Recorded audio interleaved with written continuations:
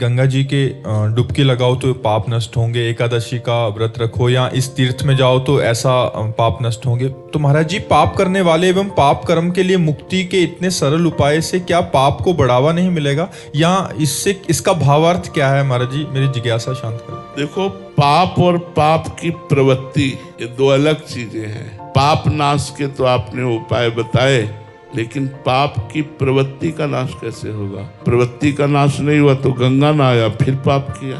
तीर्थ याटन गए, फिर पाप किया। तो हाथी के स्नान जैसा वो स्नान हुआ। हाथी स्नान किया, धूल भर के सूंड से फिर ऊपर डाल लिया, तो क्या स्नान किया? तो जब तक पाप की प्रवृत्ति का नाश नहीं होगा तब तक बात नहीं बनेगी। मुद मंगलमय संत समाजू, जो जग जंगम तीर्थ राजू। अगर संतों का अवगाहन कर लिया जाए तो करोड़ों बार गंगा स्नान का फल एक बार संत समागम है। क्यों? क्योंकि संत समागम सीधे पाप की प्रवृत्ति का नाश कर देता है, भगवान के चरणों में चित्त जोड़ देता है।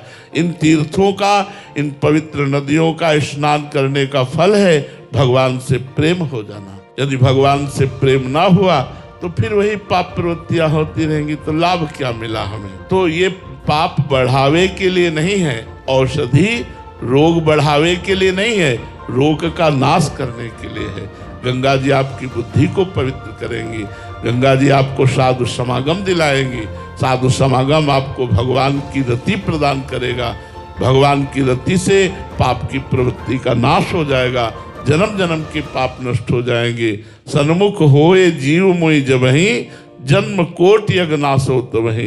जब जीव भगवान की शरण में आता है संत कृपा से, तो करोड़ों जन्मों के पाप उसके नष्ट हो जाते हैं।